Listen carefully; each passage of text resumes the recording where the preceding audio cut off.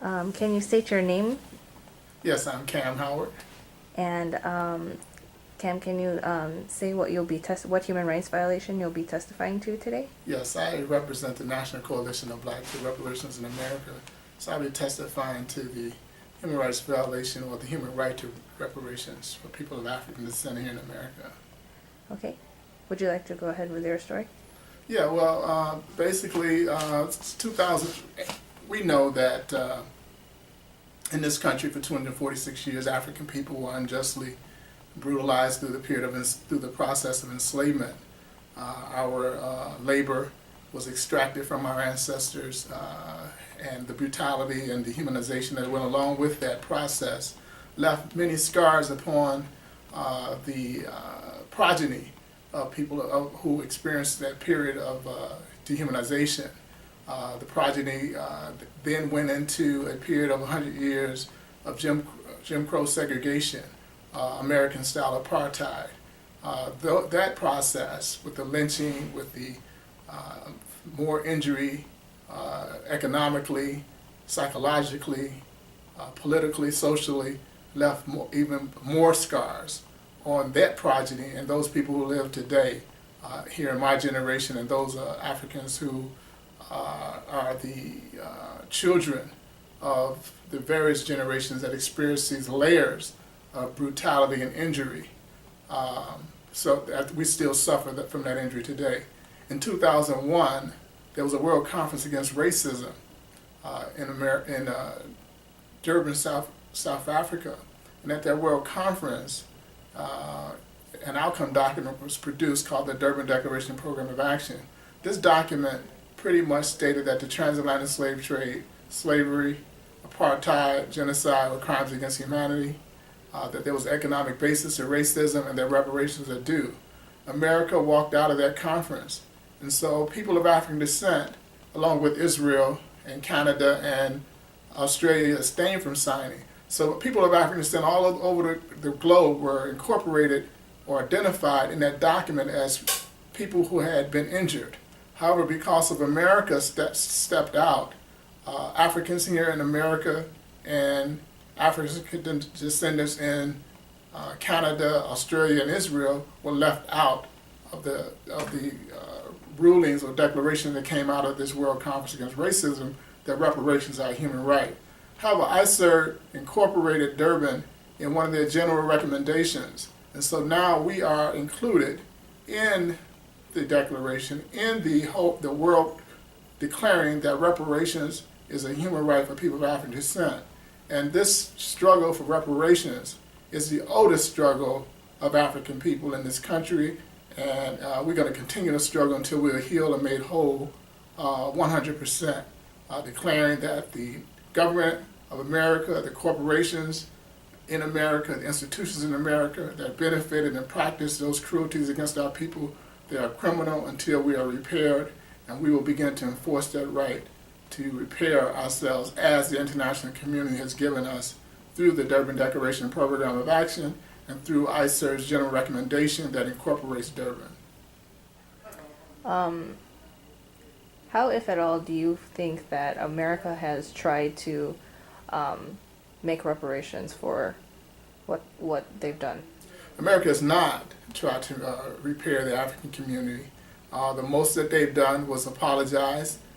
They gave 2 apologies for enslavement and 1 apology for lynching.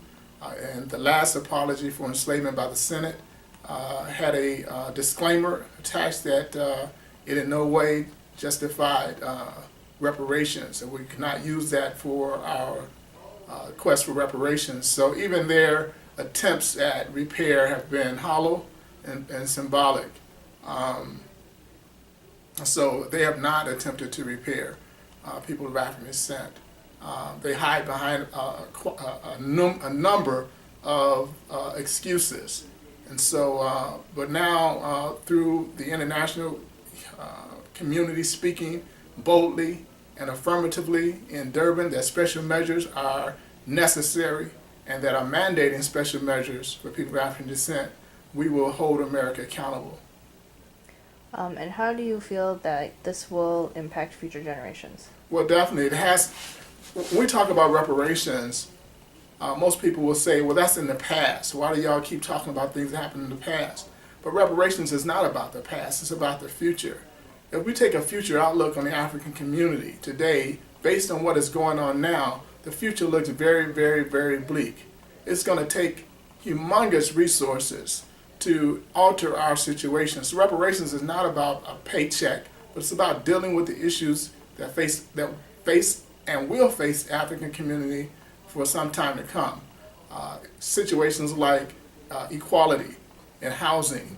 In 2005, a study by the King Center said it would take 1,661 years for Africans to reach the same parity of housing as the white American community if we continued at the same pace of progress. But we haven't continued at the same pace of progress. In fact, there's been a digression. Since 2008, we've lost $90 billion in housing in the African community. So now it may take 2,000 years or more for us to catch up. So there has to be a tremendous amount of resources targeted for African people if there's equality there. The King Center also said it would take 661 years for Africans to reach a state of equality with Europeans and with white Americans in the area of income in 2005. So we know that in income and in housing, the future outlook for African people is bleak.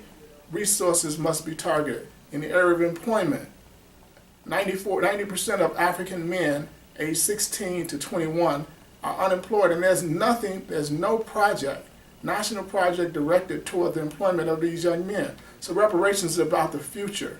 When we talk about the prison industrial complex, the prison industrial complex, the criminalization of African American males has caused an acute sex imbalance in our community. And historically, if you look at any community that has a sex imbalance where the number of women vastly outnumber the number of marriageable men, you have a breakdown in culture.